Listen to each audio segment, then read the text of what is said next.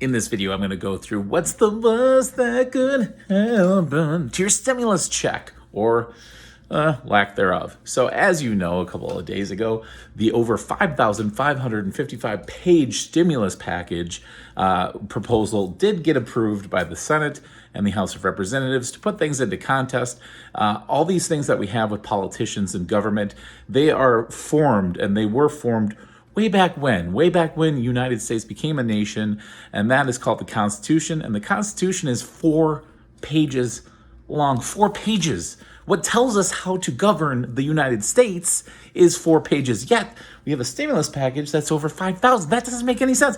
Another contrast is the Bible, the way in which, well, most people believe we should live, not all people, of course, is only 1,200 pages. So you're telling me that this bullshit stimulus package that is now at a standstill again, 8 months running now, is 3 times, almost 4 times larger than the Bible. And to keep things even more in perspective, Dr. Phil McGraw has a relationship rescue, and that is only 272 pages. That's right. Dr. Philski has a relationship book that tells you how to not ruin your life or your relationships. And that is, a 98th of the fucking stimulus package. Anyway, back to it. So we have good old Nancy Pelosi, good old 80-year-old, $120 million Nancy Pelosi, who runs the House of Representatives. She approved the stimulus package. She did. And we all know about Save the Fish, Save the Third World Countries, all the pork, as it were described by President Trump. It is what it is. And then we have Mitch McConnell, who's my face is melting off, and I married rich, and I've destroyed a state called Kentucky, which was a dog shit state to begin with. I love Kentucky. Great bars, especially over the bridge from Cincinnati. Amazing time. But this guy kind of fucked you guys over and continues to. Anyway, he runs the Senate. He's on the other side. He's on the Republican side. He's approved it too. So right now, for it to become a law, it needs, the leader-in-chief, as it were, President Donald J. Trump. He needs to sign off on it so it could be a law. Well, he's not signing off on it. And my headband is off to you, kind sir. And if he gets his way, which we'll see by the end of the video if I think he does or not. But if he were to get his way, I would definitely change my vote and vote for Donald Trump, because a man that's standing up to all these politicians and telling them, let's get shit right, I applaud you. So way to go with that.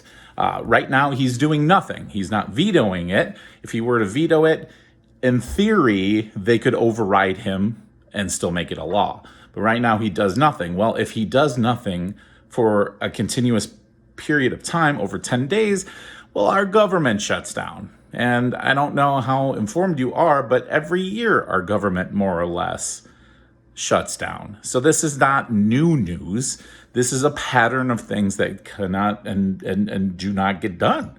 So if he does nothing, well, it looks like we're probably not going to get anything, because for us to get what he's proposing, which is $2,000 stimulus package to those that have made less than $75,000 a year, or the couples $4,000 that have made less than whatever, $150,000 or whatever that is, numbers could be slightly off there. It would have to be unanimous. It would have to be unanimous with all these politicians, and there's no way in hell. There is no way in hell that it's going to be unanimously voted on.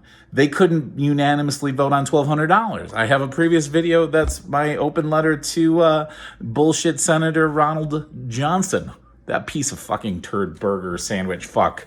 You know what I mean? They couldn't pass it for $1,200. Are they going to pass it for $2,000? It's not going to happen. And I'm sorry. And it sucks. And along with that means rental assistance. If you have tuition payments, if you took out a student loan debt, that lapsed. If your unemployment sadly has lapsed, there is no reissuance of unemployment benefits. All those subsidies, they go by the wayside.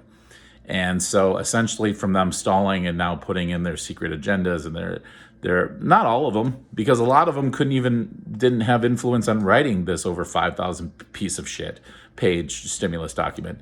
The majorities did. So, yeah.